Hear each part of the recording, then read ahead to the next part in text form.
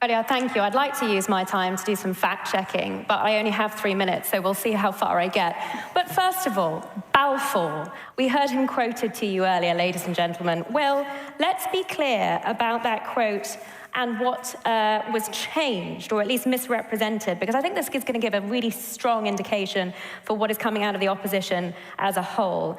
We were told he'd referred to Jews as alien and hostile, in fact that he was therefore an anti-Semite. Well, I'm going to read you out the quote, and you make up your own minds. He said, "Mitigate the age-long miseries created for Western civilization by the presence in its midst of a body which it too long regarded as alien and even hostile, but which it was equally unable to expel or absorb."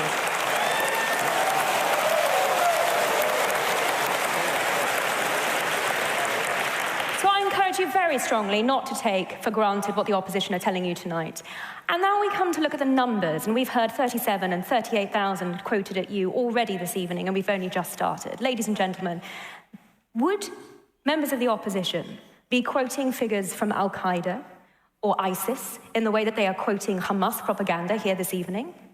These figures, which have not been verified, and which even the UN has revised down on the basis of missing information for significant thousands of these figures that have come from quote-unquote media sources as opposed to from hospitals, and that have been circulated on Google Docs where people are encouraged to enter their martyrs here. This is the methodology for compiling these supposed figures. But even if we look past that and all of the studies that have already debunked these as significantly fabricated and invented, these figures make no distinction between civilians or combatants. They do not tell you how these people have died. We know that Hamas are shooting their own civilians. We know that they are bombing fleeing civilians. We know that when Palestinian Islamic Jihad and Hamas rockets fall short in the Gaza Strip, they kill indiscriminately, unlike the measures that Israel takes, which are targeted, precise, and based on proportionality exercises. I mentioned that Israel takes more measures than any other army in the history of war to prevent civilian casualties. Hamas's main aim here is to drive up that casualty figure and inflate it, if necessary, in order to seek to win this war through creating international pressure.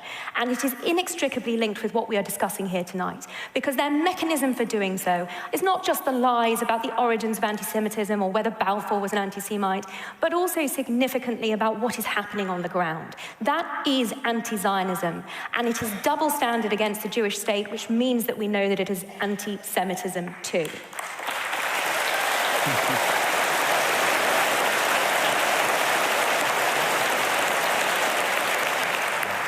Thanks for watching. Drop a comment below. Don't forget to like, share, and hit subscribe to stay updated with our latest content. Until next time, stay informed and inspired. This is Dejobnik signing off.